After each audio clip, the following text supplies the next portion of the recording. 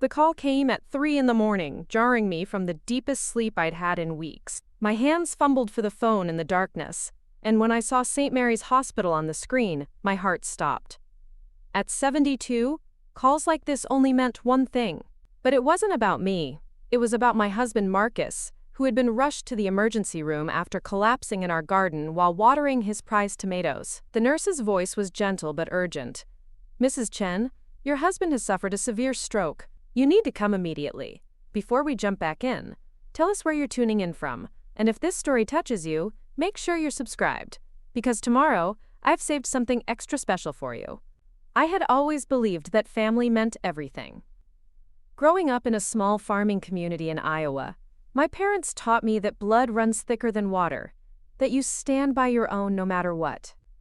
When I married Marcus 48 years ago, we built our entire lives around that principle. We sacrificed our dreams, our comfort, and sometimes our sanity to ensure our 3 children, David, Sarah, and Michael, had every opportunity we never did. Marcus and I worked double shifts at the local manufacturing plant for 30 years, our hands calloused and our backs aching, all so we could save enough money to send our kids to college. We lived in the same modest 2-bedroom house for decades, driving cars that were older than some of our neighbors, because every spare dollar went into the education fund we'd named Their Future. We believed that one day, when we were old and gray, our children would remember our sacrifices and be there for us the way we'd always been there for them. The drive to the hospital felt endless, even though it was only 12 minutes from our house. I kept replaying the last conversation I'd had with Marcus just hours before.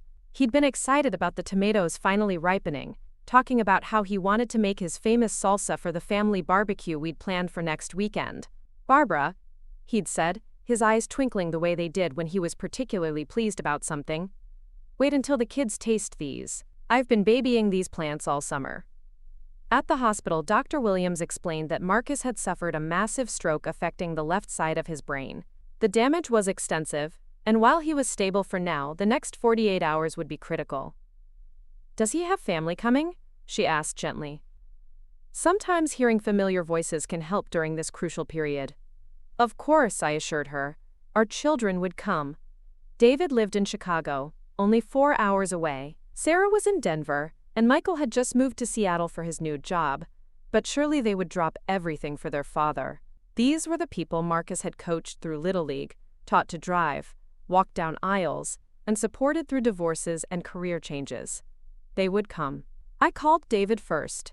He was our oldest at 45, a successful investment banker who'd never forgotten to send us anniversary cards or call on holidays.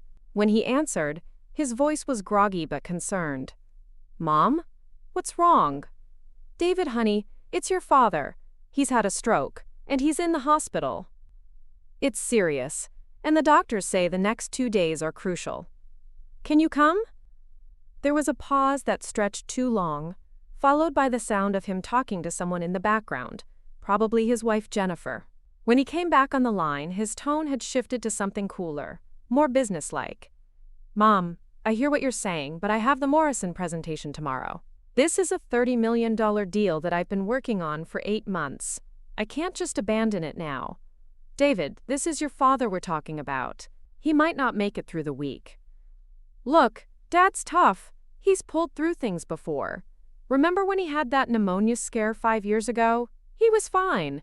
Besides, even if I came, what could I actually do? I'm not a doctor. You're there with him, and that's what matters." The casual way he dismissed his father's condition felt like a slap. "David, I need you here. I can't handle this alone. Mom, you're stronger than you think. Dad always said you were the tough one in the family. I'll try to come this weekend if he's still." He paused, and I realized he'd almost said if he's still alive, but caught himself. "I'll try to come this weekend to visit." After hanging up, I sat in the hospital waiting room feeling like the world had tilted sideways. Maybe David was just in shock. Maybe I should call Sarah. She'd always been Daddy's girl, the one who called Marcus every Sunday to chat about her job as a marketing director and her 2 young children. Sarah's phone went straight to voicemail. I tried again an hour later and she finally picked up. "Mom, sorry, we're at Emma's soccer tournament. What's up?" I explained about Marcus. about the stroke, about how critical the next few days would be. I could hear the sounds of a soccer game in the background, cheering parents, whistles blowing, the normal sounds of a Saturday morning that suddenly felt obscene given what was happening to her father. "Oh no, that's terrible," Sarah said, but her voice carried that distant quality people use when they're multitasking. "But Mom, you know I can't just leave right now. Emma's team is in the finals, and she's been working toward this all season. She would be devastated if I missed it. Plus, Mark has that golf tournament he's been planning for months. Sarah, your father is dying. You don't know that for sure. Doctors always make things sound worse than they are to cover themselves legally. Dad's always been dramatic about his health issues anyway. Remember when he thought that chest pain was a heart attack, and it turned out to be acid reflux?" The dismissive tone in her voice made my stomach churn. "This is different, Sarah. This is real." "Mom, I'll call the hospital and talk to the doctors myself to get a better sense of what's actually going on. But honestly, you tend to panic about these things. I'm sure Dad will be fine. He's stubborn enough to outlive us all." When I called Michael, my youngest at 38, I was prepared for disappointment, but I still held onto a thread of hope. Michael had always been the sensitive one, the child who brought me flowers when I was sad, and who'd cried when we'd had to put down our old dog Rex. "Mom, I can't believe this is happening," he said when I told him about Marcus. For a moment, my heart lifted. Finally, one of my children understood the gravity of the situation. "I know, honey. Can you get a flight today? I really need you here." "The thing is, Mom, I literally just started this new job 3 weeks ago. I'm still in my probationary period. If I take time off now, they might let me go. You know how competitive the tech industry is in Seattle? I can't risk losing this opportunity." "Michael, this is your father." "I know, and I feel terrible about it. But Dad would understand. He always taught us to be practical, to think about our futures. He wouldn't want me to jeopardize my career for something I can't control anyway." The logic was so cold, so calculated, that I barely recognized the voice of the little boy who used to crawl into our bed during thunderstorms. "So you're not coming? I'll try to fly out next weekend if I can swing it. But Mom, realistically, what difference would it make if I was there or not? You'll take good care of him. You always do." After 3 phone calls, I sat alone in the intensive care unit waiting room, surrounded by other families who'd rushed to their loved ones' sides. I watched adult children holding vigil, sleeping in uncomfortable chairs, bringing coffee and support to elderly parents. I watched husbands and wives taking turns reading to unconscious spouses, playing familiar music, doing everything possible to create a bridge back to consciousness. And I sat alone. The nurse, Patricia, had kind eyes and a gentle way of checking on me every few hours. "Honey," she said during one of her rounds, "are you sure there's no one we can call for you? Sometimes it helps to have support during times like this." I almost laughed at the irony. "My children are all very busy," I told her. She gave me a Preparing and narrating this story took us a lot of time. So if you are enjoying it, subscribe to our channel. It means a lot to us. Now, back to the story. look that suggested she'd heard similar stories before.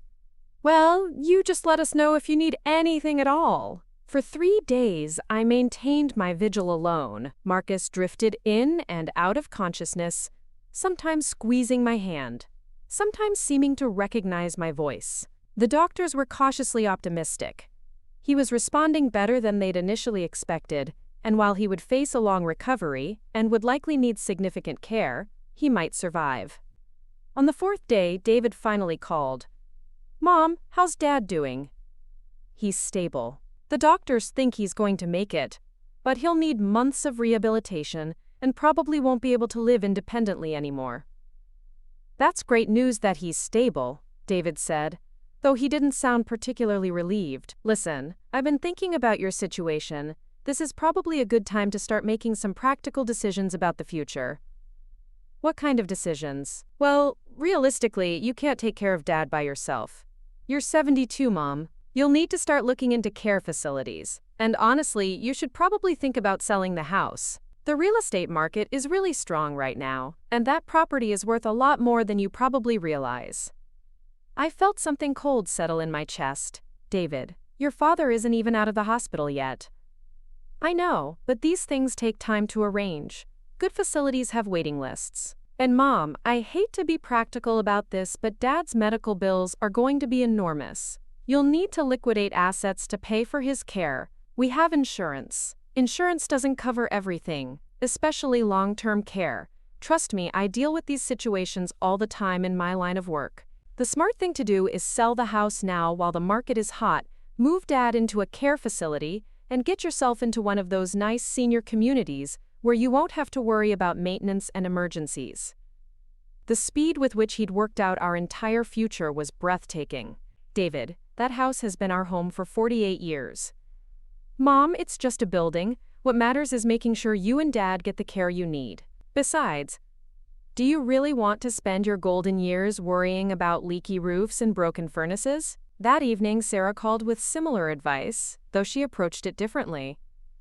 Mom, I've been doing some research online about stroke recovery, and it's really intensive. Dad's going to need physical therapy, occupational therapy, speech therapy, the works. You can't handle all of that. I can learn. Mom, be realistic. You're not a trained caregiver. Wouldn't Dad be better off in a place where professionals can give him the specialized care he needs? I found this amazing facility about an hour from where you live. It's expensive, but they have a great reputation. An hour away. She wanted to put Marcus somewhere that would make it difficult for me to visit daily. Sarah, I want your father close to me. But Mom, if he's getting better care, isn't that more important than convenience? Besides, maybe this is an opportunity for you to start fresh too. You've spent your whole life taking care of other people. Maybe it's time to think about what you want. The conversation continued with Sarah outlining a future where Marcus and I would live separately, where I would downsize to a small apartment, where our life together would essentially end so that everyone could be more practical and efficient. Michael's call came 2 days later with a slightly different angle but the same basic message. Mom, I feel so bad that I can't be there to help you through this, but I've been thinking, maybe this is one of those situations where professional help is really the best option. Professional help? You know, care managers, social workers, people who specialize in these transitions. I could pay for someone to come evaluate your situation and help you make the best decisions for both you and Dad. Even my youngest child was trying to hand our lives over to strangers. Michael, we don't need strangers making decisions about our family. But Mom, you're overwhelmed. That's totally understandable. These are huge decisions, and you shouldn't have to figure everything out by yourself. The irony was staggering. They were all concerned about me being overwhelmed and making decisions alone. But none of them were willing to come help me, so I wouldn't have to be alone. A week after Marcus's stroke, as he was being transferred to a rehabilitation facility, I sat in our empty house for the first time in days. The silence was deafening. Marcus's reading glasses still sat on the kitchen table next to the newspaper he'd been reading the morning of his stroke. His coffee cup was still in the sink, and his gardening gloves were on the counter where he'd left them before going out to water the tomatoes. The phone rang, startling me out of my reverie. It was David again. Mom, I wanted to follow up on our conversation about getting things organized. Jennifer and I have been talking, and we think it would be really helpful if we came out next weekend to help you start sorting through Dad's things. Sorting through his things? David, your father isn't dead. I know, but realistically, even when he comes home, he's not going to need a lot of the stuff he used to use. His workshop tools, his golf clubs, his books. These things are just going to be taking up space. We could help you decide what to keep and what to donate or sell. There was something in his tone that made me suspicious. What exactly are you planning to do with his things? Well, some of the tools are really high quality. Dad spent a lot of money on that workshop over the years. Those tools could be worth quite a bit if we sold them. And his golf clubs are practically brand new. He just bought that new set last year. I realized that David wasn't talking about donating Marcus's possessions to charity. He was talking about liquidating them for cash. David, those are your father's belongings. Mom, be practical. Dad's not going to be using power tools or playing golf anytime soon, if ever. Why let valuable things sit around gathering dust when they could be converted into money you'll need for his care? And who exactly would get this money from selling your father's possessions? There was a pause. Well, obviously it would go toward Dad's care expenses. But Mom, you have to be realistic about the costs you're facing. Sarah and I have been talking, and we think you should consider letting us help manage your finances during this difficult time. Manage my finances? You've never had to deal with this kind of financial pressure before. We could help you set up a system to make sure all the bills get paid and the investments are handled properly. Sarah's husband Mark is really good with money management. I felt a chill run down my spine. David, are you suggesting that I'm not capable of managing my own finances? Of course not, Mom. We just think you have enough to worry about with Dad's care. Why add financial stress on top of everything else? That night, I couldn't sleep. I kept thinking about the conversations with my children, about their immediate focus on selling our house, disposing of Marcus's belongings, and managing our money. Not one of them had asked how I was holding up emotionally. Not one had offered to simply be present for support.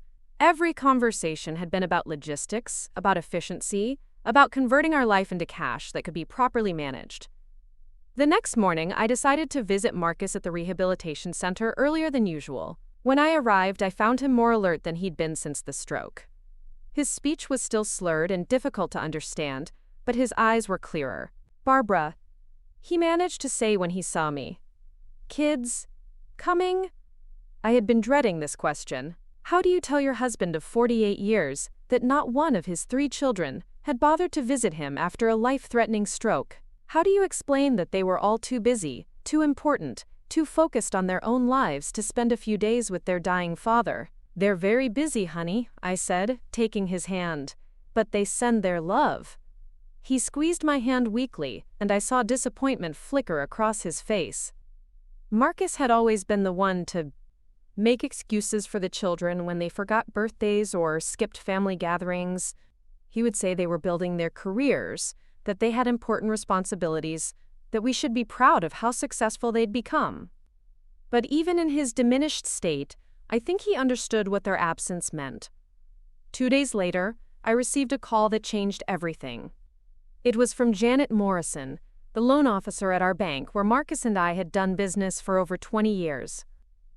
"Mrs. Chen, I hope you don't mind me calling, but I wanted to let you know that your son David came in yesterday asking about your accounts." My blood ran cold.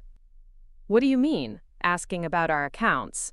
He said that with your husband's illness, the family was concerned about making sure all your financial affairs were in order. He wanted to know about adding his name to your accounts so he could help manage things during this difficult time. Did you give him any information? Of course not. Those accounts are in your and your husband's names only. But Mrs. Chen, he seemed to know quite a bit about your financial situation already. He mentioned specific account numbers and investment amounts. I thought you should know that he'd been here. After hanging up, I sat staring at the phone, trying to process what Janet had told me.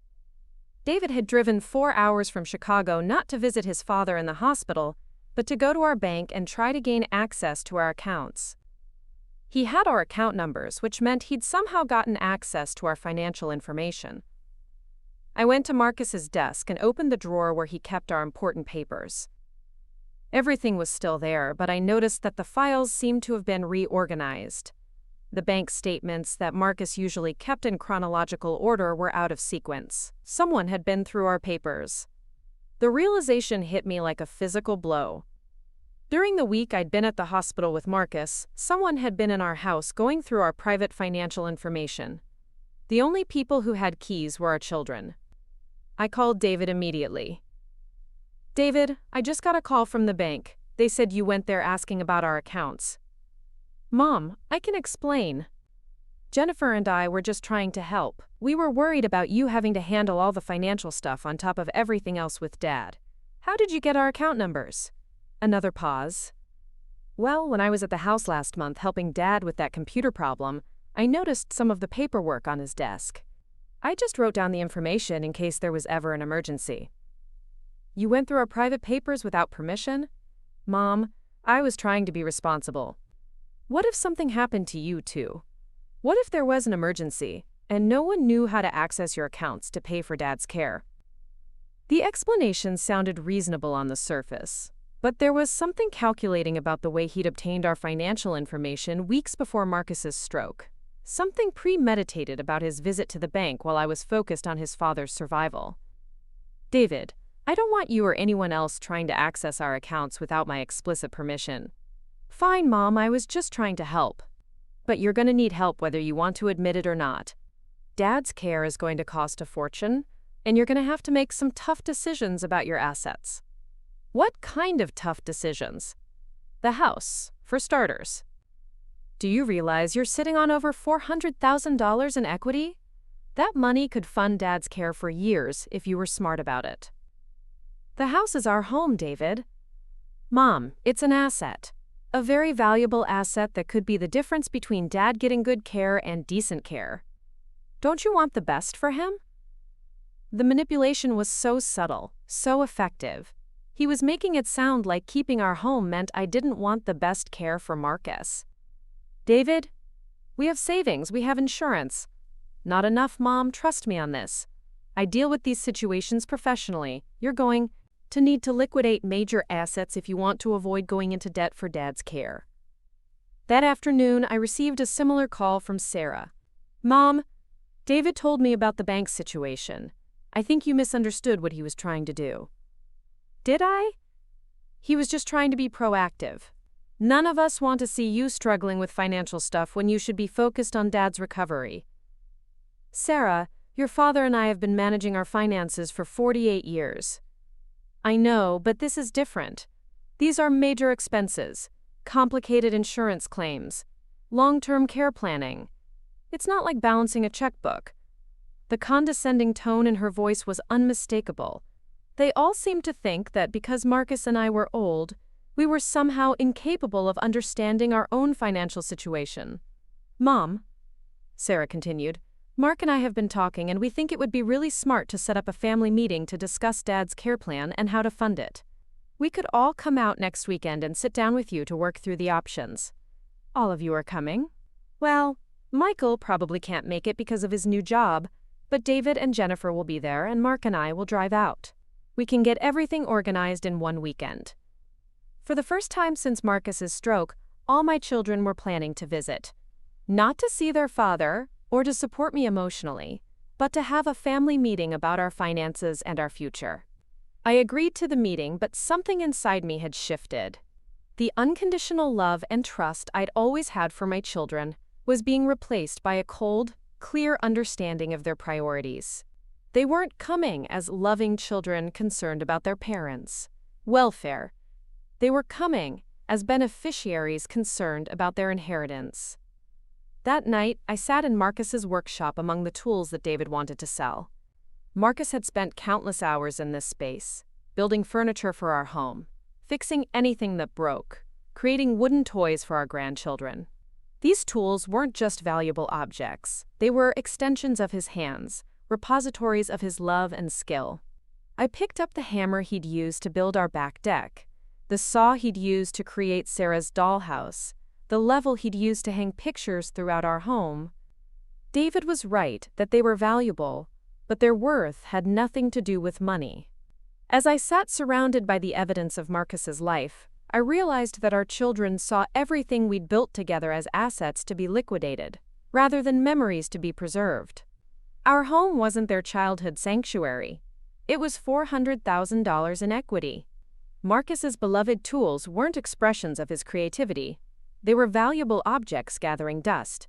The family meeting was scheduled for Saturday. I had 5 days to decide how to handle what I now understood would be an intervention designed to convince me to sell our life and distribute the proceeds according to their vision of efficiency and practicality. But 48 years of marriage had taught me something my children had apparently never learned. Sometimes the most practical thing you can do is refuse to let other people treat you like you don't matter. I spent the week making phone calls and appointments that would have surprised my children if they'd known about them. I visited our lawyer, updated some documents, and had several conversations that would prove very illuminating when Saturday arrived. Because I had finally realized that sometimes the people who claim to love you the most are the ones who see you as the smallest. And sometimes the most loving thing you can do for ungrateful children is to teach them that love isn't a guarantee, respect isn't optional, and family isn't defined by blood, it's defined by behavior. Saturday was going to be very educational for everyone involved. Saturday morning arrived with the kind of crisp autumn air that Marcus always loved. I found myself standing at our kitchen window, watching the maple tree in our backyard shed its golden leaves, thinking about how many seasons Marcus and I had witnessed together. From this exact spot. In a few hours, Our children would arrive for what they believed would be a strategic planning session about dismantling our life together. I had spent the week preparing for this meeting in ways they couldn't imagine. While they assumed I was overwhelmed and vulnerable, I had been making careful arrangements that would shift the balance of power dramatically. The phone calls I'd made, the appointments I'd kept, the documents I'd reviewed, all of it had led to this moment of reckoning. At 9 o'clock sharp, I heard car doors slamming in our driveway. Through the window, I watched David emerge from his silver BMW, followed by his wife Jennifer. They moved with the purposeful stride of people accustomed to taking charge of situations. Sarah and her husband Mark pulled up moments later in their white SUV, and I noticed Sarah carrying a leather briefcase, and Mark holding what appeared to be a laptop bag. They came prepared for business. I opened the front door before they could knock, greeting them with the same warm smile I'd worn to every family gathering for decades. "Good morning, everyone. Come in, come in. I've made coffee and those cinnamon rolls you all used to love." Jennifer kissed my cheek with the practiced affection of someone fulfilling a social obligation. "Barbara, you look tired. Are you getting enough sleep?" "Oh, you know how it is. Hard to rest when your mind is busy with so many decisions." David surveyed our living room with the appraising eye of someone calculating square footage and market value. "Mom, we really appreciate you agreeing to sit down and talk through everything today. We know this has to be overwhelming." Sarah set her briefcase on our coffee table with a soft thud. "We've done a lot of research this week about Dad's situation and the options available. We want to make sure you have all the information you need to make the best choices." Mark opened his laptop and began setting up what appeared to be a presentation. "I've put together some financial projections based on Dad's likely care costs and your current assets. The numbers are pretty eye-opening." I settled into my favorite armchair, the one Marcus had reupholstered for me 3 summers ago, and watched my children arrange themselves around our living room like a corporate board preparing for a hostile takeover. "That sounds very thorough. I'm eager to hear what you've discovered." David cleared his throat and assumed what I recognized as his boardroom voice. "Mom, we want to start by saying that everything we're going to suggest comes from a place of love and concern for both you and Dad." "Of course, honey. The reality is that Dad's stroke has created a situation that requires some major adjustments to how you've been living. The doctors have been pretty clear that he's going to need extensive care for the foreseeable future, possibly for the rest of his life." Sarah opened her briefcase and pulled out a stack of papers. "We've researched the best long-term care facilities in the region, and we found several that specialize in stroke recovery. The quality of care is exceptional, but the costs are significant." Mark turned his laptop screen toward me, displaying a colorful spreadsheet. "Based on Dad's current condition and prognosis, we're looking at anywhere from $8,000 to $12,000 per month for appropriate care. That's between $96,000 and $144,000 per year." The numbers were presented with the kind of dramatic flair designed to shock me into compliance. I studied the spreadsheet, noting the detailed calculations and professional formatting. "That does sound expensive. Have you factored in our insurance coverage?" "That's where it gets complicated," David said, pulling out his own folder. "Your insurance will cover the initial rehabilitation period, but long-term custodial care is largely excluded. Medicare has strict limitations, and your supplemental policy has annual caps that wouldn't come close to covering ongoing expenses." Jennifer leaned forward with a sympathetic expression. "Barbara, the hard truth is that most families in this situation end up depleting their entire savings within 2 to 3 years. We don't want to see that happen to you." "Which is why," Sarah continued seamlessly, "we think it's crucial to make some strategic decisions now, while you still have options." Mark clicked to the next slide on his presentation. "We've identified several ways to optimize your financial position during this transition. The biggest opportunity is obviously the house." There it was. I had been waiting for them to get to the centerpiece of their plan. "Tell me more about that." "Mom," David said, his voice taking on the patient tone one might use with a confused child, "this house represents your largest asset, but it's also your biggest financial drain. The property taxes alone are over $6,000 a year, plus utilities, maintenance, insurance. You're probably spending $15,000 to $20,000 annually just to live here." Sarah nodded enthusiastically. "And that's money that could be redirected toward Dad's care. Plus, with the real estate market as strong as it is right now, You could probably get close to $450,000 for this place. We've already had a realtor do an informal assessment, Mark added, clicking to a new slide showing comparable home sales in our neighborhood. Actually, with some minor updates, you might be able to push it even higher. I studied the screen, impressed despite myself by the thoroughness of their research. You've certainly done your homework. When did you have time to get a realtor out here? Another quick exchange of glances between David and Sarah. We didn't want to bother you with it while you were dealing with Dad's situation, David said. Jennifer drove out on Wednesday to meet with someone from Prestige Realty. They were very impressed with the property. Wednesday, while I was at the rehabilitation center with Marcus, helping him with his speech therapy exercises, Jennifer had been walking through our home with a stranger, discussing its market value. The violation felt personal and calculated. That was very thoughtful of you to handle that, I said evenly. What did you think of the house, Jennifer? Jennifer shifted uncomfortably, apparently realizing that she'd been caught conducting real estate business behind my back. Oh well, I just wanted to get a sense of the market so we could give you accurate information. The realtor said properties in this neighborhood are selling very quickly. Within 2 weeks, typically, Mark added, consulting his notes. The market is definitely in your favor right now. Sarah pulled out another set of documents. We've also researched senior living communities that would be perfect for you. There's a beautiful place called Sunset Manor about 20 minutes from here that has everything. Fitness center, library, social activities, even a putting green. I accepted the glossy brochure she handed me, noting the smiling seniors engaged in various wholesome activities. It looks very nice. Have you visited it?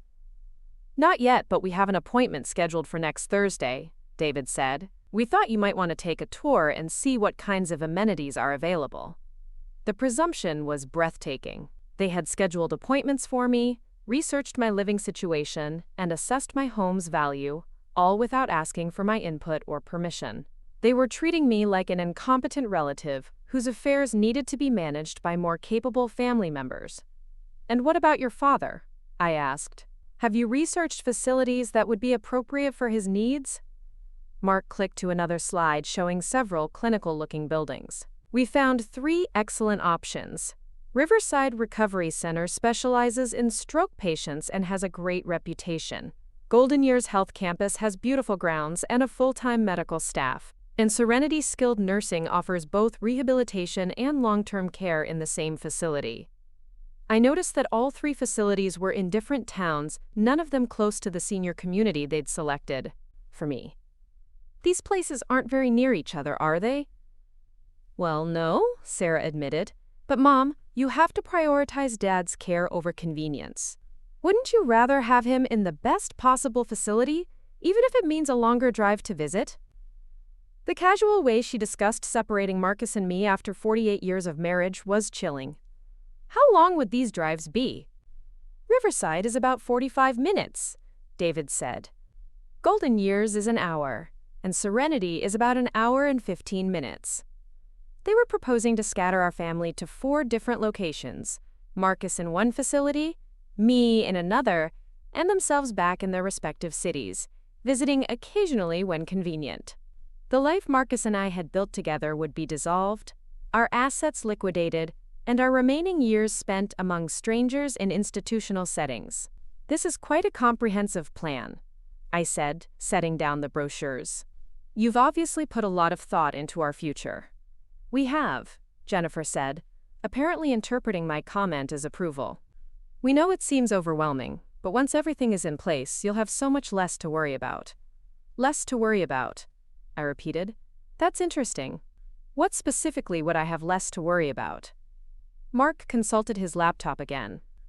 Well, no more property maintenance, no more utility bills, no more insurance claims or repair issues. The senior community handles all of that. You'd basically just have to show up and enjoy your activities. And your finances would be much simpler too, David added. We've researched professional money management services that specialize in senior care funding. They could handle all the payments to Dad's facility, manage your living expenses, and make sure your assets are properly allocated. Professional money management, I said slowly. Would that include access to our accounts? only in a supervisory capacity, Sarah said quickly. You'd still be in control, but you'd have expert guidance to make sure you don't make any costly mistakes during this stressful time. What kind of costly mistakes? David and Sarah exchanged another look. Well, for instance, David said carefully, some people in your situation get emotionally attached to keeping the family home and end up depleting their savings on maintenance and property taxes instead of using that money for care. Or they might be reluctant to sell belongings that have sentimental value but could be converted to cash for medical expenses, Sarah added. I understood now. They considered my emotional attachment to our home and Marcus's possessions to be character flaws that would interfere with the efficient conversion of our life into liquid assets. Speaking of belongings, Jennifer said, we were thinking we could help you sort through Marcus's things this weekend. You know, decide what's worth keeping and what might be better off sold or donated. What kinds of things did you have in mind? Well, his workshop is full of expensive tools that he's obviously not going to be using anymore, Mark said. Those could bring in several $1,000s if we sold them properly. His golf clubs too, David added. He just bought that new set last year for, what, $2,000? There's no point in them sitting in the garage. Sarah nodded. And honestly, Mom, his book collection is extensive. Some of those first editions might be worth quite a bit to collectors. They had inventoried our entire house, calculating the resale value of Marcus's life while he lay in a rehabilitation center trying to relearn how to speak. The books he'd collected over decades, the tools he'd used to build our deck and fix our neighbors, broken fences, the golf clubs he'd saved for months to buy, all of it reduced to dollar signs in their strategic plan. You've thought of everything, I said. Tell me, when did you have time to assess the value of your father's belongings so thoroughly? Another uncomfortable pause. We didn't do formal appraisals or anything, David said. We just noticed some things when we were here last month that seemed valuable. Last month when you copied our account numbers from your father's desk? The accusation hung in the air like smoke. Jennifer flushed red, and Mark suddenly became very interested in his laptop screen. David's jaw tightened, and Sarah's eyes narrowed. Mom, David said in a carefully controlled voice, I explained that situation to you. I was trying to be prepared for emergencies. Emergencies like this family meeting? What's that supposed to mean? I stood up and walked to the window, looking out at the garden where Marcus had collapsed 2 weeks ago. The tomatoes he'd been watering were still there, unpicked and rotting on the vine. It means that I've spent the last week making some phone calls of my own, learning some very interesting things about the real situation we're facing. What kind of phone calls? Sarah asked, and I could hear the edge of worry in her voice. Well, for instance, I called our insurance company to verify your claims about coverage limitations. It turns out that Dad's policy includes long-term care benefits that would cover about 60% of his care costs for up to 5 years. The silence that followed was deafening. Mark's fingers froze over his keyboard, and David's mouth opened slightly. I also called Medicare to understand their coverage policies. Turns out that skilled nursing care following a stroke is covered much more extensively than you suggested. Jennifer shifted in her seat. Barbara, insurance policies can be confusing. Sometimes the representatives don't explain all the limitations. Oh, they were very thorough, I interrupted. In fact, they sent me detailed explanations of our benefits. Would you like to see them? I walked to the kitchen and returned with a folder I'd prepared specifically for this moment. I have all the documentation right here. Coverage details, benefit schedules, contact information for the representatives I spoke with. David reached for the folder, but I held it back. I also had some very enlightening conversations with the facilities you researched. It seems that none of them actually require the full payment amounts you quoted in your presentation. What do you mean? Sarah asked weakly. I mean that Riverside Recovery Center, for example, accepts insurance assignments and works with families to create affordable payment plans. The $12,000 monthly figure you showed me represents their premium private pay rate, not the actual cost for someone with Dad's insurance coverage. Mark finally looked up from his laptop. We were just trying to give you worst-case scenarios so you'd be prepared. Were you? Because when I spoke with the admissions coordinator at Golden Years, she mentioned that someone claiming to be from our family had already called, asking about their most expensive private rooms and amenities. Someone who seemed very interested in the costs, but didn't mention insurance coverage at all. The trap was closing, and I could see the panic beginning to set in. They had researched the most expensive possible care options and presented them as our only choices, creating an artificial crisis that would justify liquidating our assets. Mom, David said, trying to regain control of the conversation, even if the insurance covers more than we initially thought, there are still going to be significant out-of-pocket expenses. It's still smart to position yourself financially. Position myself financially, I repeated. That's an interesting phrase. Let me ask you something, David. When you went to our bank and tried to add your name to our accounts, what exactly were you planning to do with that access? His face went white. I explained that to you. I was trying to help with bill paying and financial management. Really? Because I had another conversation this week that was quite illuminating. I spoke with Janet Morrison, our loan officer, about your visit. She mentioned that you didn't just ask about access to existing accounts. You also inquired about home equity loans and investment liquidation procedures. The color drained from Sarah's face. Mom, what are you suggesting? I'm not suggesting anything. I'm stating facts. You researched the most expensive care options available, misrepresented our insurance coverage, attempted to gain access to our financial accounts, and had our home appraised for sale, all while your father was fighting for his life in the hospital. We were trying to help, Jennifer said weakly. Were you? Because I also made one more very interesting phone call this week.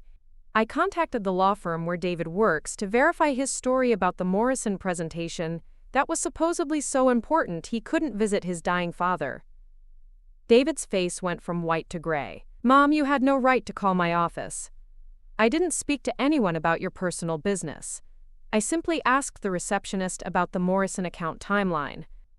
Imagine my surprise when she told me that the Morrison presentation had been completed and delivered 3 weeks ago. The room fell silent except for the ticking of our grandfather clock. David stared at his hands, unable to meet my eyes. Sarah clutched her briefcase like it was a life preserver. Mark closed his laptop with a soft click that sounded like a door shutting. So let me see if I understand the situation correctly, I continued, my voice growing stronger with each word. While your father was having a stroke, you were all too busy to visit, but you had plenty of time to research real estate values, contact care facilities, attempt to access our bank accounts, and plan the liquidation of our life together. Mom, you're misunderstanding, Sarah began. Am I? Because I think I understand perfectly. You saw your father's stroke not as a family crisis requiring your support, but as a business opportunity requiring your management. I walked back to my chair and sat down, looking at each of them in turn. You wanted a family meeting to discuss Dad's care and our future. Well, here's what I've decided about our future. Jennifer leaned forward anxiously. Barbara, please don't make any hasty decisions based on misunderstandings. Oh, these aren't hasty decisions. I've thought about this very carefully over the past week. While you were all planning how to spend our money, I was making some plans of my own. I opened my own folder, the one I'd prepared during my visits to our lawyer's office. First, regarding Dad's care. He's being transferred next week to a rehabilitation facility that specializes in stroke recovery. It's here in town, about 10 minutes from our house, and it's fully covered by our insurance. But Mom, David protested, the quality of care at those local places is excellent, according to their state ratings and patient satisfaction scores. I did my own research, using actual facts instead of worst-case assumptions. Sarah's hands were shaking slightly as she clutched her briefcase. What about your living situation? I'm staying in our home, the home your father and I bought 48 years ago, where we raised you children, where we plan to grow old together. I've arranged for a home health aide to help with Dad's care when he's ready to come home, and I've installed safety equipment to make the house more accessible for his recovery. But the expenses, Mark began, are manageable with our actual insurance coverage and savings. I also spoke with our financial advisor. You remember Mr. Patterson, don't you, David? He's been managing our investments for 15 years. He assured me that we're in excellent financial shape to handle Dad's care without liquidating any major assets. The mention of our financial advisor, someone they hadn't known about or factored into their calculations, sent another wave of panic across their faces. As for Dad's belongings, I continued, his tools will stay in his workshop where he left them. His books will remain on his shelves where he can see them when he comes home. And his golf clubs will wait in the garage for the day he's strong enough to use them again, even if that day never comes. Jennifer made one last desperate attempt. Barbara, we're just worried about you taking on too much responsibility. You're 72 years old, and caring for someone with Dad's condition is incredibly demanding. You're right that I'm 72, but I'm also a grown woman who's been taking care of herself and her family for 5 decades. I don't need my children to manage my life, my finances, or my decisions. I stood up again, signaling that the meeting was coming to an end. There is one more thing we need to discuss, though: your inheritance. The word hung in the air like a thunderclap. David straightened in his chair. Sarah's eyes widened. Mark and Jennifer exchanged worried glances.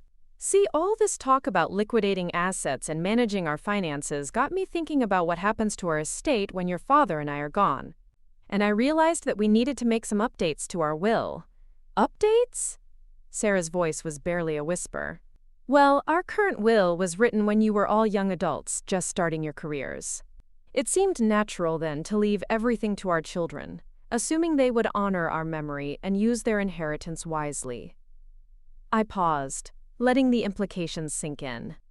But this week has taught me something important about wisdom and honor and family values. It's taught me that the people who see your life as assets to be liquidated while you're still living probably shouldn't be trusted with those assets after you're gone. David found his voice. Mom, you can't be serious. I'm very serious. Yesterday morning, I went to our lawyer's office and made some significant changes to our estate planning. What kind of changes? Sarah asked, though she looked like she already knew she didn't want to hear the answer. The kind that reflect our actual values and priorities. Your father and I always believed in supporting education, helping our community, and taking care of people who need assistance. So we've established a foundation that will carry on those values. I walked to my purse and pulled out copies of the documents I'd signed the day before. The Marcus and Barbara Chen Foundation for Family Support will provide assistance to families dealing with medical crises, educational scholarships for deserving students, and support for senior citizens who want to remain in their homes, rather than being forced into institutional care. You're giving everything to charity? David's voice cracked. Not everything. We've made provisions for modest bequests to family members who demonstrate genuine love and support during our final years. But the bulk of our estate will go to people who actually need help, rather than people who see us as inconvenient obstacles to their financial goals. The room erupted in protests and accusations. Sarah accused me of being manipulated by lawyers who wanted to steal our money. David threatened to contest the will and have me declared incompetent. Jennifer sobbed about how unfair I was being to their children, our grandchildren. But I stood in the center of the storm, feeling calmer than I had since Marcus's stroke. For the first time in weeks, I was in control of my own life. There's one more thing, I said, raising my voice above their protests. I want you all to leave. Now. Mom, you can't just... David began. I can, and I am. This is my house, and I'm asking you to leave. I've heard your proposals for my future, and I've made my decision. I don't need your help, your management, or your approval. But we're family, Sarah said desperately. Family, I repeated. You know what family means to me? Family means rushing to the hospital when someone you love is dying. Family means sitting by their bedside for days, holding their hand, talking to them even when they can't respond. Family means putting love before logistics and people before profit. I walked to the front door and opened it. Family doesn't mean calculating the value of someone's belongings while they're fighting for their life. It doesn't mean attempting to gain control of their finances during their most vulnerable moments. And it certainly doesn't mean presenting worst-case scenarios designed to frighten elderly parents into liquidating their life savings. One by one, they gathered their briefcases and laptops and folders, full of strategic plans for dismantling our life. David paused at the door. "Mom, I think you're making a huge mistake. You're going to need us." "I've needed you for 2 weeks," I said quietly. "Where have you been?" After they left, I sat in my living room surrounded by the evidence of their visit. Spreadsheets and real estate brochures and care facility pamphlets scattered across our coffee table. I gathered it all up and carried it to Marcus's workshop, where I fed every piece of paper into his burn barrel. As I watched their carefully crafted presentation turn to ash, I felt something I hadn't experienced in years: the satisfaction of standing up for myself and the people I love. That afternoon, I drove to the rehabilitation center to visit Marcus. I found him in the physical therapy room, working with a young therapist to regain movement in his left arm. When he saw me, his face lit up with the same smile that had captured my heart 50 years ago. "Barbara," he said, his speech clearer than it had been since the stroke. "How was meeting?" I took his hand, feeling the calluses from decades of honest work, and smiled. "It was very educational, honey, for everyone involved." I told him about the foundation we'd established in our name, about the families it would help, about the legacy we would leave. I told him about our real insurance coverage and the local rehabilitation facility where he would continue his recovery. I told him that we would face whatever came next together, in our own home, surrounded by our own things, living our own lives according to our own values. What I didn't tell him was that our children had revealed themselves to be strangers who saw us as assets rather than people. That burden was mine to carry, not his. But as I sat holding his hand in that rehabilitation center, surrounded by other families who had rushed to support their loved ones through medical crises, I realized something important. Blood doesn't make you family. Love makes you family. Loyalty makes you family. Showing up when it matters makes you family. And sometimes the most loving thing you can do is refuse to let people who don't understand that truth control your future. 3 months after the family meeting that changed everything, I stood in the kitchen of our home, watching the morning sun stream through the windows Marcus had installed himself 20 years ago. The coffee maker hummed its familiar tune, and somewhere upstairs, I could hear Marcus moving around in his workshop. The sound filled me with more joy than I'd felt in months. His recovery had exceeded everyone's expectations, including the doctors. The stroke had left him with some weakness on his left side and occasional difficulty finding words, but his determination to return home had driven him through physical therapy with remarkable progress. The rehabilitation facility had been everything I'd hoped for: close to home, covered by our insurance, and staffed with people who genuinely cared about their patients' recovery rather than their ability to pay premium rates. The home modifications I'd arranged had transformed our house into a safe haven for Marcus's continued healing. Grab bars in the bathrooms, a stair lift to help him reach his workshop, ramps over the thresholds that had once posed tripping hazards. The changes were practical but unobtrusive, allowing us to maintain the character of the home we'd loved for nearly 5 decades, while adapting to our new reality. Marcus appeared in the doorway, moving slowly but steadily with the assistance of his walking cane. His morning routine now included a series of exercises the physical therapist had taught him, and he approached each day's challenges with the same methodical patience he'd once applied to his woodworking projects. "Barbara," he said, settling into his usual chair at our kitchen table. His speech had improved dramatically, though he still chose his words carefully. "Letter came yesterday. Foundation." I poured his coffee and sat across from him, opening the envelope he'd indicated. The letterhead read, "Marcus and Barbara Chen Foundation for Family Support," and the contents made my heart swell with pride. In just 3 months, our foundation had already assisted 12 families dealing with medical emergencies, providing funds for everything from transportation to distant hospitals to temporary housing for relatives providing care. "Look at this," I said, reading aloud. "The Martinez family in Cedar Falls. Their daughter needed emergency surgery, and the foundation covered their hotel expenses for 2 weeks while she recovered. They wrote to thank us." Marcus smiled, the expression transforming his face in the way that still made my heart skip after 48 years of marriage. "Good," he said simply. "Helping. The irony wasn't lost on me that while our own children had been too busy to help during our crisis, we were now helping other families navigate similar challenges. The foundation had become more than just a financial decision. It was a source of purpose and meaning that enriched our days in ways I hadn't anticipated. The phone rang, interrupting my thoughts.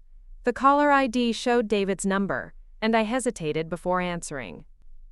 In the 3 months since our confrontation, he'd called sporadically, usually late at night, sometimes with the slurred speech that suggested he'd been drinking. The conversations followed a predictable pattern: apologies mixed with accusations, self-pity alternating with attempts at manipulation. "Hello, David. Mom, I've been thinking about our conversation back in October. I know I said some things that upset you, but I've been going to counseling, trying to understand where things went wrong." I'd heard variations of this speech before. That's good, David. Self-reflection is important. The thing is, I realize now that I was just scared. Seeing Dad so sick, facing the possibility of losing him, it made me panic. I wasn't thinking clearly about what was best for you and Dad.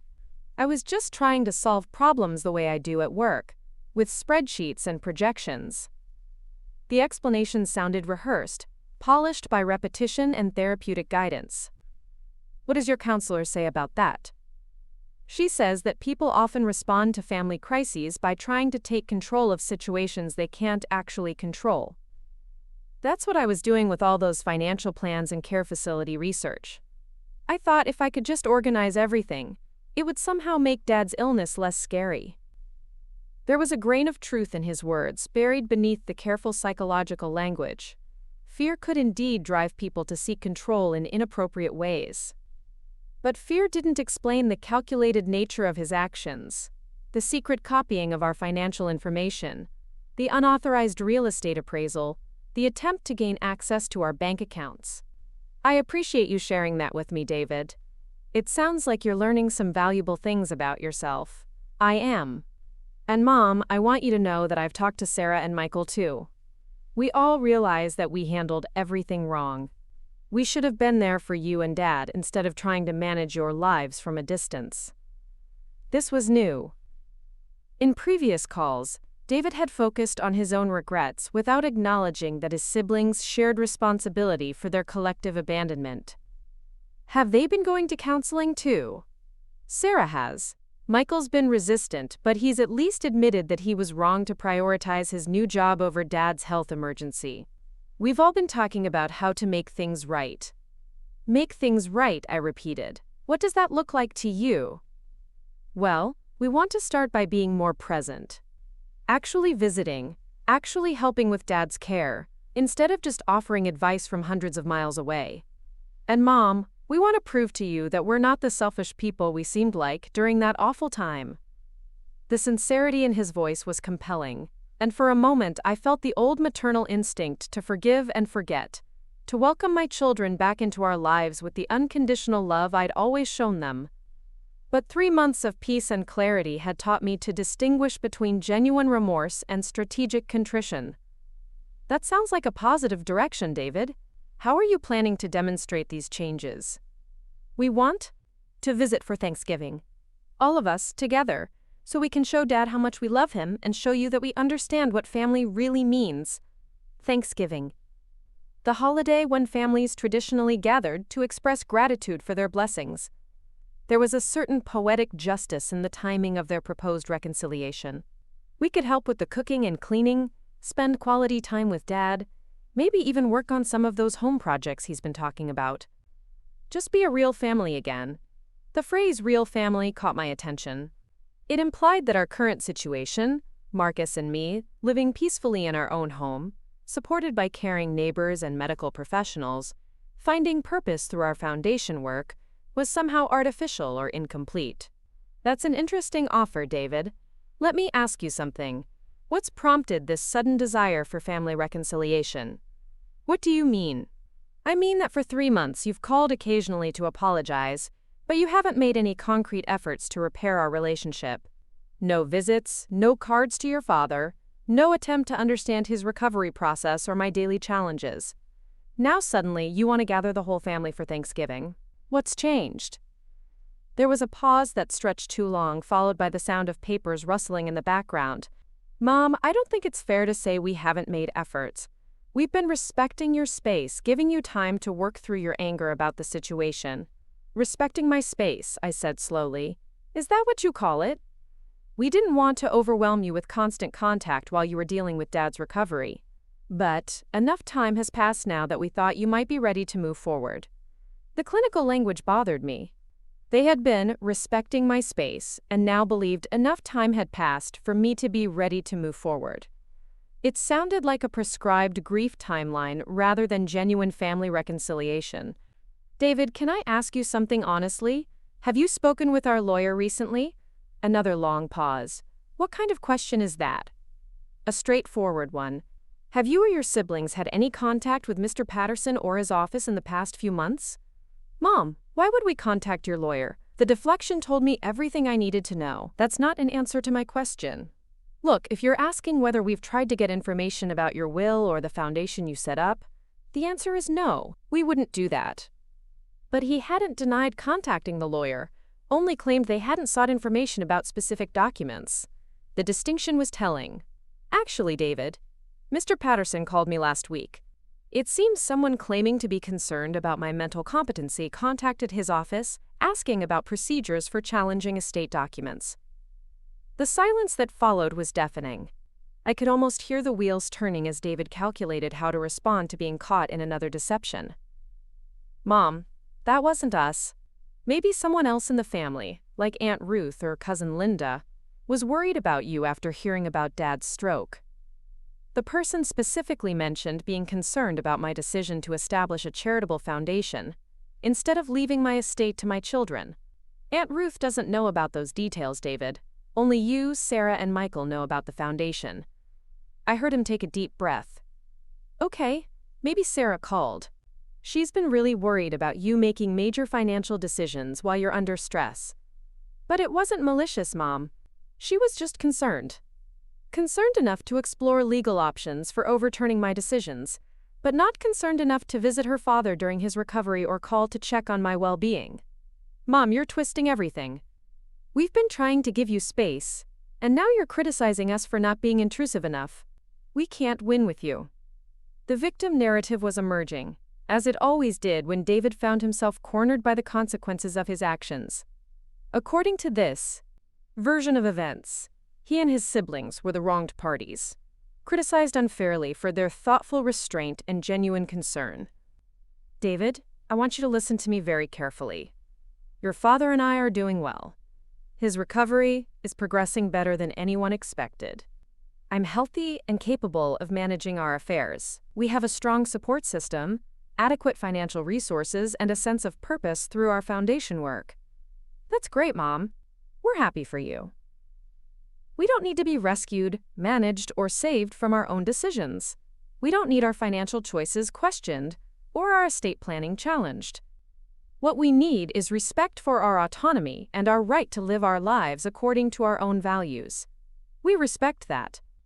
That's why we want to visit for Thanksgiving, to show you that we understand and respect your choices. Do you? Because calling our lawyer to inquire about challenging my will doesn't suggest respect for my choices. It suggests the same pattern of behavior you displayed during Dad's stroke, prioritizing your own interests over our well-being.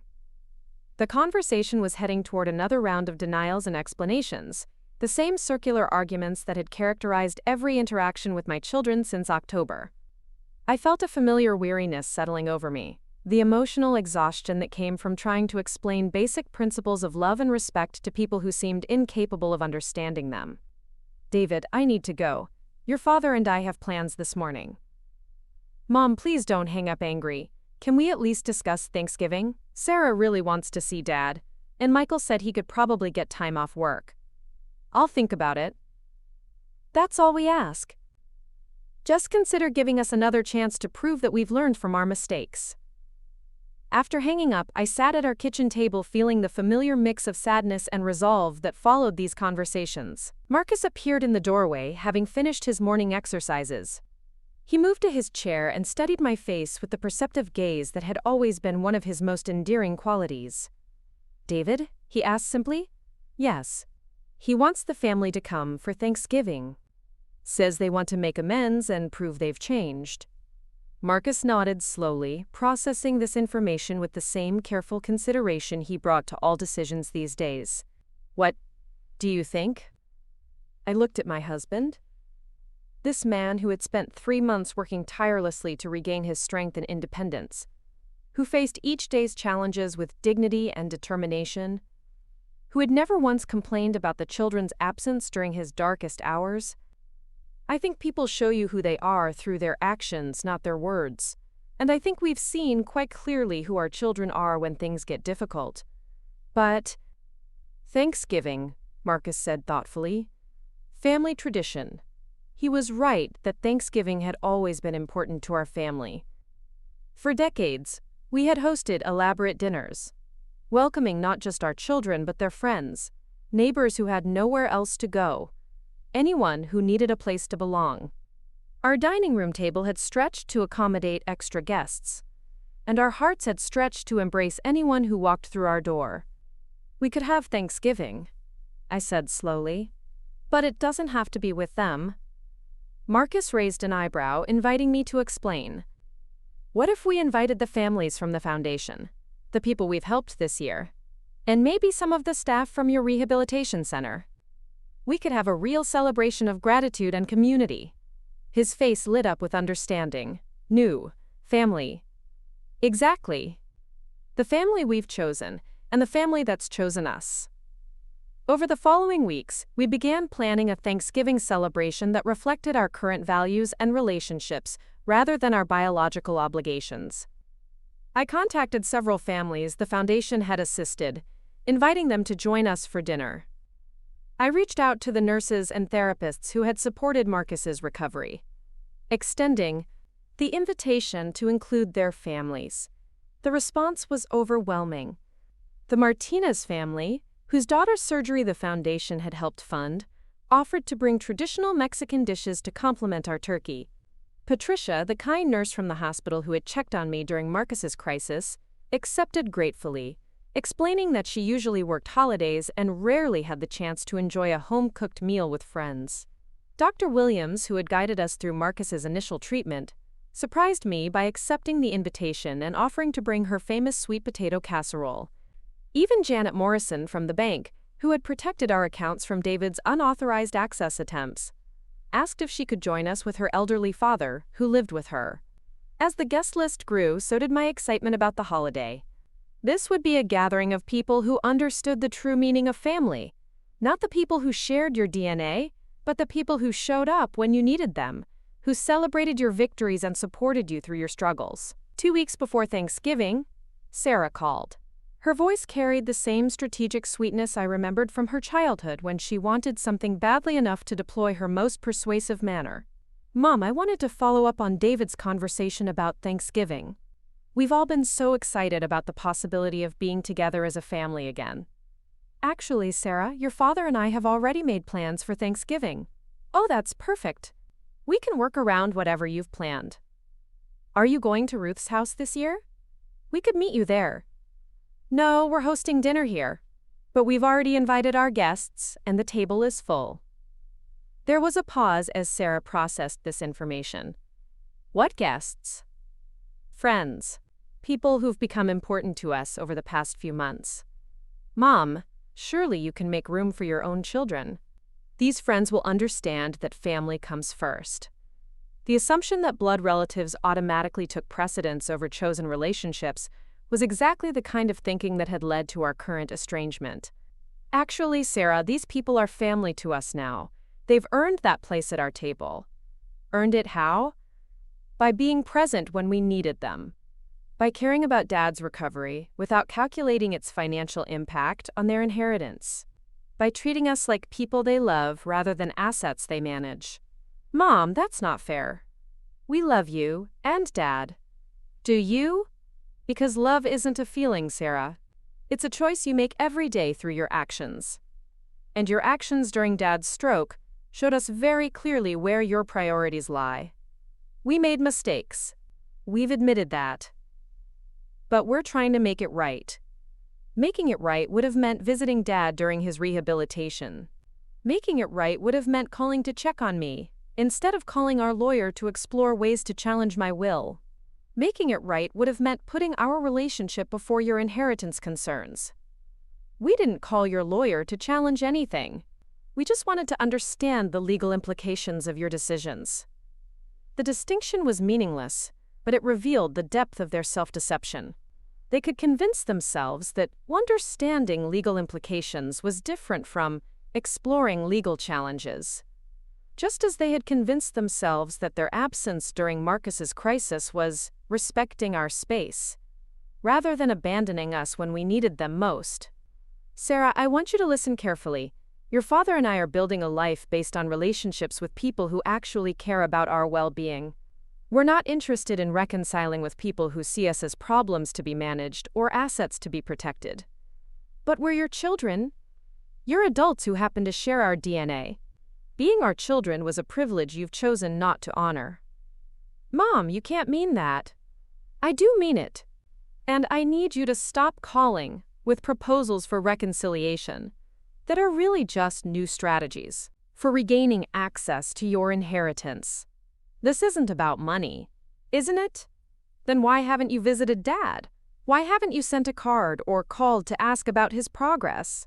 Why was your first priority after our October confrontation to contact our lawyer rather than our doctor? The silence stretched long enough that I began to wonder if she'd hung up. When she finally spoke, her voice had lost all pretense of sweetness. Fine, Mom. Have your dinner with your new family. But don't come crying to us when these people disappoint you the way real family never would. Real family, I repeated. You mean the kind of family that disappears during medical emergencies and reappears when inheritance documents are being written? You'll regret this, Mom. When Dad gets sicker, when you need real help, these friends of yours won't be there for you. The threat was implicit but clear. They expected Marcus's condition to worsen, expected me to become unable to cope, expected our new support system to prove inadequate when tested by real crisis. And when that happened, they would be waiting to implement their original plan. Care facilities, asset liquidation, professional management of our remaining years. Sarah, I hope your father and I have many good years ahead of us. But when the time comes that we need more help, we'll find it from people who care about us as individuals rather than as sources of financial benefit. Those people don't exist, Mom. Everyone has an agenda. The cynicism in her voice was heartbreaking. She had become so focused on protecting herself from exploitation that she couldn't recognize genuine care when it was offered. Her worldview had narrowed to the point where every relationship was transactional. Every kindness was calculated. Every gesture of love was suspected of hiding ulterior motives. I'm sorry you see the world that way, Sarah. Your father and I have been blessed to know many people whose only agenda is human decency. After hanging up, I found Marcus in his workshop, carefully sanding a small wooden box he'd been crafting as a thank you gift for his physical therapist. The repetitive motion seemed to soothe him, and his face wore the expression of peaceful concentration I'd loved for nearly 5 decades. Sarah called, I said, settling into the chair he'd placed near his workbench for my visits. And? She wanted to invite themselves for Thanksgiving. When I explained that we already had plans, she became angry. Marcus set down his sandpaper and looked at me directly. His speech had improved dramatically, but he still chose his words with care. Their choice, he said simply. Yes, their choice. Our choice too, he added. Better choices. He was right. Every day, Marcus and I made choices about how to spend our time, energy, and emotional resources. We chose to invest in relationships with people who reciprocated our care. We chose to support families facing medical crises because we understood their struggles. We chose to create meaning from our experience rather than bitterness from our disappointments. Our children had made different choices. They had chosen to see our crisis as their opportunity, our vulnerability as their advantage, our trust as their inheritance. When those choices proved costly, they had chosen to pursue legal remedies rather than relational repair, strategic reconciliation rather than genuine remorse. On Thanksgiving morning, I woke to the sound of multiple cars pulling into our driveway. Through the bedroom window, I watched families emerging with covered dishes and warm smiles, children running ahead of parents, elderly relatives being helped carefully up our front walk. The Martinez family arrived first, their teenage daughter walking confidently despite the surgical scar visible beneath her festive dress. Mrs. Martinez carried a large pot that smelled of cumin and chilies, while Mr. Martinez helped their elderly grandmother navigate our front steps. Patricia came next with her 2 young children and her husband, a quiet man who worked third shift at the hospital and rarely had the chance to socialize. Dr. Williams arrived with her sweet potato casserole and her partner, a teacher who immediately began organizing games with the children. Janet Morrison brought her father, a dignified man in his 80s who used a walker but moved with determination. He and Marcus discovered a shared interest in woodworking, and within minutes they were deep in conversation about different types of wood stain. As our house filled with laughter and conversation, I felt a profound sense of rightness about our choices. This was what Thanksgiving was supposed to be, a celebration of gratitude shared among people who genuinely cared for each other, not a command performance by relatives fulfilling social obligations. During dinner, we went around the table sharing what we were thankful for. The responses were heartfelt and specific. Mrs. Martinez thanked the foundation for allowing her to stay near her daughter during surgery instead of choosing between her child's health and their financial stability. Patricia expressed gratitude for patients like Marcus, who made her job meaningful rather than routine. Dr. Williams talked about the privilege of witnessing human resilience and the reminder that healing involves more than medical intervention. It requires community support and personal determination. Janet's father spoke about the kindness of strangers who had become friends, and the gift of being included in a celebration when his own children lived too far away to visit. When it came to Marcus's turn, he stood slowly, using his cane for balance but speaking with clarity and strength. "Grateful," he said, looking around the table, "for second chances, health, home." He paused, meeting my eyes. "Barbara, new family, real family." The dinner lasted well into the evening, with conversations flowing easily among people who had connected through shared values rather than shared DNA. Children played in Marcus's workshop under his gentle supervision, while adults lingered over coffee and dessert, no one seeming eager to end the gathering. As our guests began to leave, each family stopped to thank us personally. The hugs were genuine, the promises to stay in touch sincere.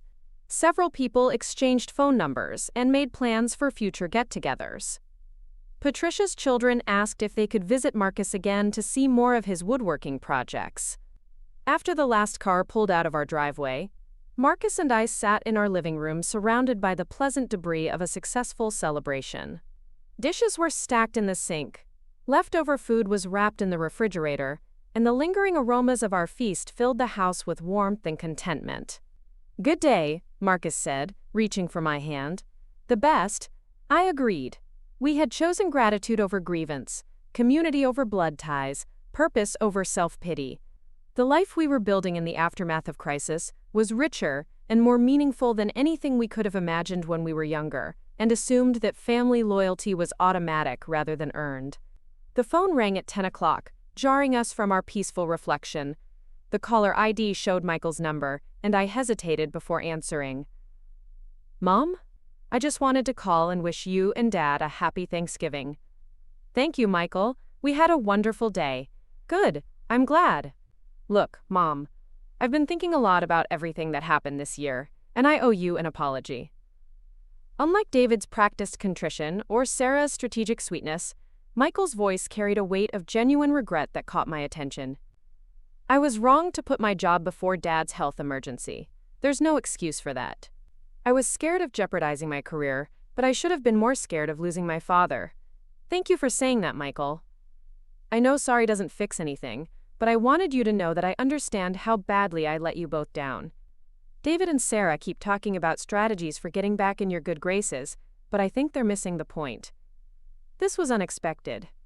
Michael had always been the follower among our children, going along with whatever David and Sarah decided rather than forming independent opinions.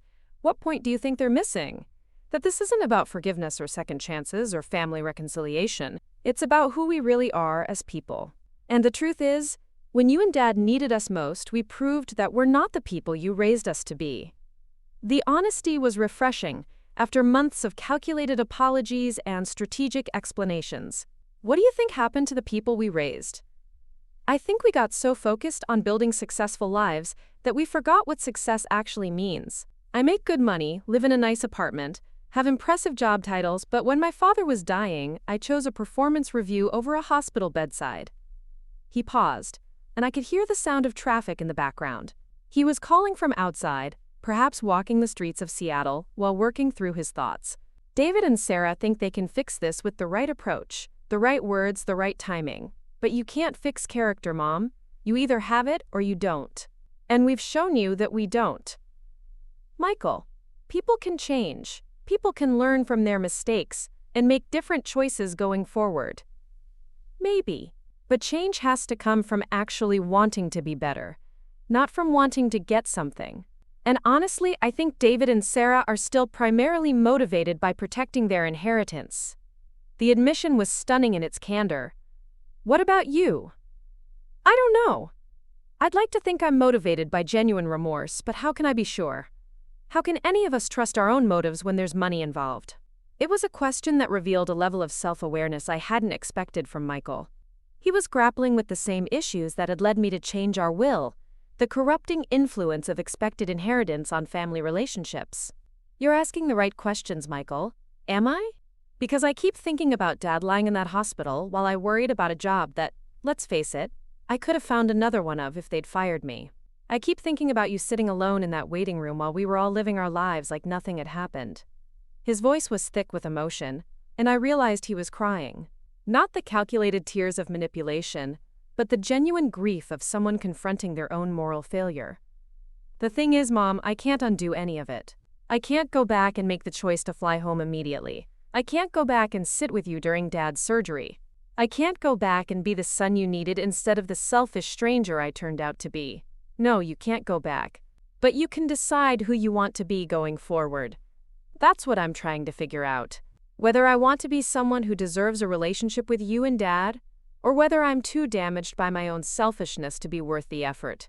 The question hung in the air between us, heavy with implications. Unlike his siblings, Michael wasn't asking for forgiveness or demanding reconciliation. He was questioning whether he was capable of earning either. Michael, that's a question only you can answer. But I will say this. The fact that you're asking it suggests you might be. Maybe, I don't know. I just know that I can't participate in whatever David and Sarah are planning. I can't pretend that saying the right words or showing up at the right time will somehow erase what we did to you and Dad. What are they planning? I probably shouldn't tell you this, but they've been talking about hiring a family counselor who specializes in inheritance disputes. Someone who can mediate between you and us and help us all move past this conflict. The news didn't surprise me, but it confirmed my suspicions about their motivations.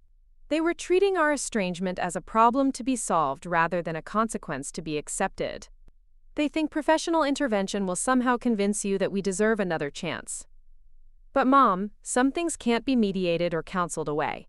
Some things just are what they are. And, what do you think this is? I think this is the natural result of us showing you exactly who we are when the stakes are high. And I think you're smart to protect yourself and Dad from people who would prioritize their own comfort over your well-being. The conversation continued for another 20 minutes, with Michael sharing insights about his siblings, plans, and his own struggles with guilt and regret. Unlike my previous conversations with our children, this one felt authentic rather than strategic, painful rather than manipulative. When we finally hung up, I felt a complex mix of sadness and hope. Sadness that it had taken such a dramatic crisis to reveal the depth of our family's dysfunction, but hope that at least one of our children might be capable of genuine growth and change. Marcus had been listening from his chair, following my side of the conversation with the patient attention he brought to all important discussions these days. Michael? He asked. Yes. He's struggling with what happened. Really struggling, not just performing remorse. Different, Marcus said thoughtfully. Yes. Different from David and Sarah. What will you do? It was the question I'd been asking myself throughout the conversation. Michael seemed genuinely changed by his recognition of his own failures. But how could I trust that perception? How could I distinguish between authentic transformation and sophisticated manipulation? I don't know yet. Maybe give him time to prove that his insights lead to different choices. Time, Marcus agreed. Good test. Over the following months, Michael proved to be a man of his word. He didn't call with requests for reconciliation or proposals for family meetings. Instead, he sent cards to Marcus during his continued recovery, sharing updates about his own life without asking for responses or forgiveness. The cards were thoughtful and specific, mentioning details from our conversations that showed he was actually listening rather than simply fulfilling obligations. He wrote about books he was reading that reminded him of stories Marcus used to tell, about woodworking classes he'd started taking as a way of connecting with his father's interests, about volunteer work he'd begun at a local senior center. Most significantly, he never mentioned the inheritance, the foundation, or our changed will. His communications focused entirely on rebuilding a relationship with us as people, rather than positioning himself as a deserving beneficiary. David and Sarah, meanwhile, escalated their efforts to regain access to our lives and assets. The family counselor Michael had warned me about contacted me in January, explaining that she'd been hired to facilitate healing within our family system. I politely declined her services, explaining that Marcus and I were quite content with our current family system. In February, I received a letter from a different law firm, one that specialized in elder law and estate planning. They had been contacted by concerned family members who worried about potential financial exploitation of vulnerable seniors. The letter was carefully worded to avoid direct accusations, but the implication was clear. Someone had suggested that I was being manipulated by unscrupulous advisors into making financial decisions that weren't in my best interests. I forwarded the letter to our attorney, Mr. Patterson, who handled the inquiry with professional efficiency. He provided documentation of my mental competency, evidence of our sound financial condition, and records showing that all our decisions had been made independently and with proper legal counsel. The investigation, such as it was, concluded quickly with no findings of exploitation or incompetency. But the fact that David and Sarah had initiated it revealed the depth of their desperation and the persistence of their sense of entitlement to our assets. Spring arrived with Marcus showing continued improvement in his mobility and speech. We began taking walks around our neighborhood, something we hadn't done together since before his stroke. The exercise was good for both of us, and the familiar rhythm of walking side by side reminded us of countless evening strolls we'd shared over the decades. Our foundation work had expanded beyond emergency family assistance to include a scholarship program for students pursuing healthcare careers. We had funded 3 scholarships so far, each one awarded to a young person who demonstrated both academic excellence and genuine commitment to serving others. One of our scholarship recipients, a nursing student named Elena, had become a regular visitor to our home. She often stopped by to update us on her studies and to spend time with Marcus, practicing her patient interaction skills while helping him with his physical therapy exercises. Elena's presence in our lives felt like a glimpse of what grandparent relationships might have been like if our own children had been different people. She was respectful but comfortable with us, interested in our stories and experiences, grateful for our support but not obsequious about it. On a warm April afternoon, as Elena helped Marcus practice his hand exercises in the garden, I received another call from David. His voice carried a new note of urgency that immediately put me on alert. "Mom, I need to tell you something important. Sarah's been diagnosed with breast cancer." The news hit me like a physical blow, momentarily overwhelming my carefully maintained emotional boundaries. Whatever my daughter had become as an adult, she was still the little girl I'd rocked through fevers and comforted through nightmares. "How serious is it?" "They caught it early, which is good, but she's going to need surgery and probably chemotherapy." "She's scared, Mom. She keeps asking if you'll come see her." The manipulation was subtle but unmistakable. Sarah was facing a health crisis, and David was using it to try to force reconciliation on emotional grounds rather than ethical ones. "I'm sorry to hear about Sarah's diagnosis. Cancer is frightening under any circumstances. Will you come? She's in Denver, and I know it's a long trip, but she really needs her mother right now." The request echoed ironically with my own desperate calls for family support during Marcus's stroke. The difference was that Sarah's cancer was treatable and caught early, while Marcus had been fighting for his life in an intensive care unit. David, where were you when I needed my children during Dad's stroke? Mom, that's different. That was an emergency situation, and we didn't handle it well. But this is cancer. This is life and death. Dad's stroke was life and death too. The difference is that Sarah's cancer has a good prognosis, and she has you and Michael to support her. I had no one. But you're her mother. Mothers don't abandon their children when they're sick. The accusation stung as it was intended to. According to David's logic, I was the one abandoning family, not the children who had prioritized vacations and business deals over their father's life. I'm not abandoning Sarah. I'm maintaining the boundaries that you and your siblings created through your own choices. If Sarah wants support from me, she knows where to find me. She can't travel right now. The surgery is next week. Then she should focus on her treatment and recovery, surrounded by the people who've chosen to be present in her life. I wish her the best outcome possible, but I won't be emotionally manipulated into pretending our relationship is something it isn't. Mom, please. She's your daughter. She was my daughter. Now she's an adult who made choices about what kind of relationship she wanted with me. I'm respecting those choices. After David hung up, I sat quietly processing the complex emotions Sarah's diagnosis had stirred up. The maternal instinct to comfort a sick child warred with the hard-won wisdom that some relationships become too toxic to maintain, even when tragedy strikes. Marcus found me in the garden an hour later, tears streaming down my face as I tended to the roses he'd planted for our anniversary years ago. He didn't ask what was wrong. He simply sat beside me on the garden bench and took my hand. Sarah has cancer, I finally said. His grip tightened on my fingers. Sorry, he said, simply. David wants me to go to Denver, to be there for her surgery. He thinks I should put aside everything that's happened because she's sick. Marcus was quiet for a long time, considering my words with the same careful deliberation he brought to all important matters.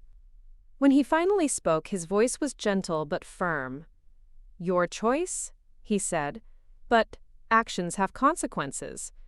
He was right. Sarah's illness was tragic, but it didn't erase the calculated cruelty she'd shown during his stroke. Compassion didn't require me to sacrifice my emotional well-being for people who had demonstrated they couldn't be trusted with it. That evening, I sent a card to Sarah wishing her strength during her treatment. It was the gesture of one human being to another facing illness. Nothing more, nothing less. Up next, you've got 2 more standout stories right on your screen. If this one hit the mark, you won't want to pass these up. Just click and check them out.